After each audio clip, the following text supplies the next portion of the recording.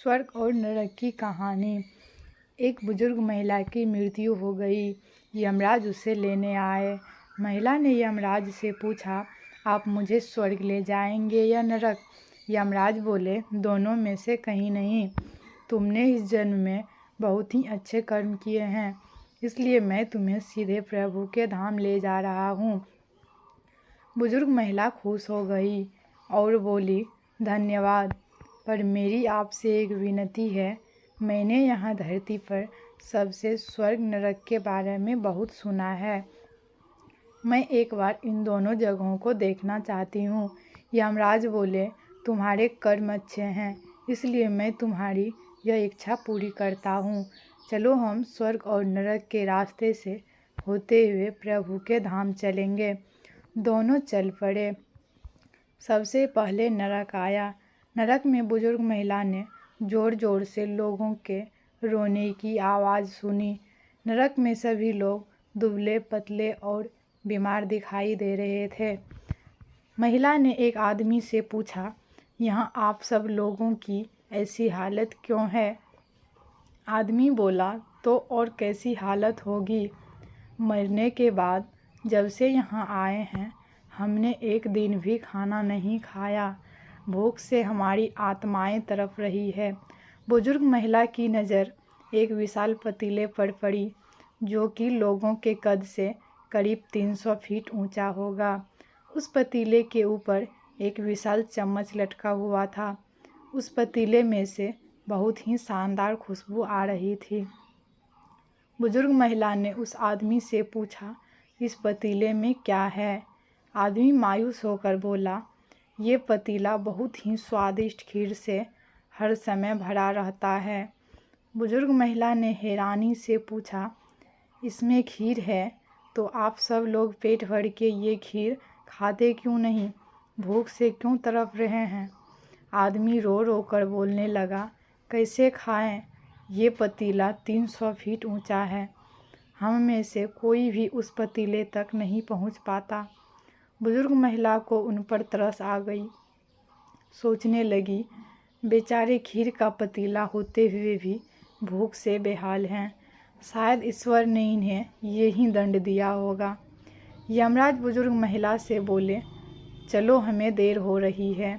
दोनों चल पड़े। कुछ दूर चलने पर स्वर्ग आया। वहाँ पर बुजुर्ग महिला को सबकी हंसने खिलखिलाने की आवाज़ सुनाई दी। सब लोग बहुत खुश दिखाई दे रहे थे।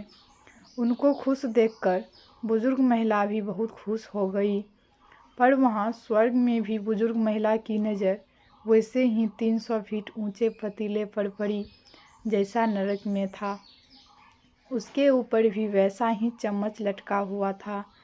बुजुर्ग महिला ने वहाँ लोगों से पूछा, इस पतीले में क्या है? स्वर्ग के लोग बोले, इसमें बहुत स्वादिष्ट खीर है। बुजुर्ग महिला हैरान हो गई। उनसे बोली, पर ये पतीला तो 300 फीट ऊंचा है। आप लोग तो इस तक पहुंच ही नहीं पाते होंगे। उस हिसाब से तो आप लोगों को खाना मिलता ही नहीं होगा। आप लोग भूख से बेहाल होंगे।